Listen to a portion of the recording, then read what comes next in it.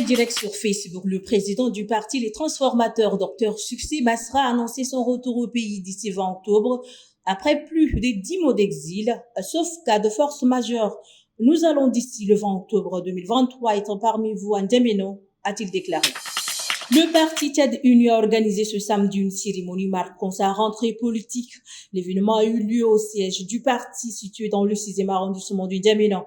La cérémonie a été placée sous le thème « Les Tchadiens face au défi du retour à l'ordre constitutionnel ». Selon le président du parti politique Tchad Uni, Mahamat Zine Cherif, cette rentrée politique était très attendue car elle a eu lieu dans un contexte de transition politique crucial pour le pays et que le parti est créé dans le but de compétir aux différentes élections à venir. Le comité pour la transition et la restauration des institutions du Gabon a annoncé samedi la gratuité des frais de scolarité des élèves pour l'année scolaire 2023-2024 et ce avec effet immédiat. Le président de la transition Brice Clotaire Oligui-Nguema a décidé de la gratuité des frais d'inscription pour les élèves dans tous les établissements publics et confessionnels sur l'ensemble du territoire.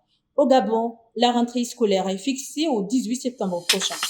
Malgré la tristesse qui entoure le drame au Maroc, les secouristes ont observé un moment de joie lorsqu'un nouveau-né est sorti des décombres après le terrible séisme de magnitude 7 ayant frappé le Maroc dans la nuit de vendredi à samedi 9 septembre. Le nouveau-né, dont tous les autres membres de sa famille seraient morts dans l'effondrement de leur immeuble, a été immédiatement pris en charge par des médecins.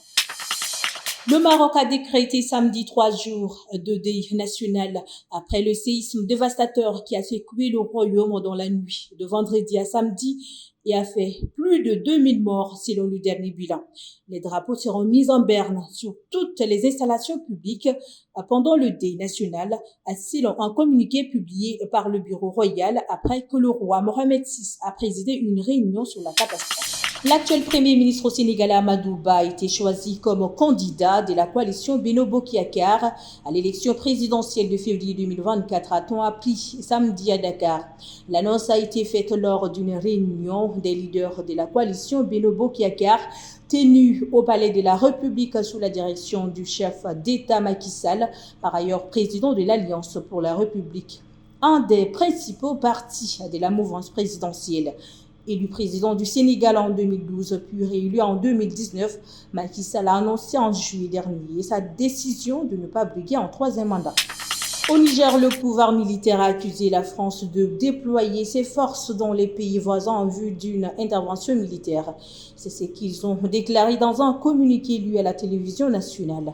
La France continue de déployer ses forces dans plusieurs pays de la CEDEAO, Communauté économique des États de l'Afrique de l'Ouest, dans le cadre des préparatifs d'une agression contre le Niger qu'elle envisage en collaboration avec cette organisation communautaire, a-t-il indiqué. Les mutins ont fait remarquer qu'au Paris déployait ses contingents militaires en Côte d'Ivoire, au Sénégal, au Bénin et dans d'autres pays membres de la CEDEAO.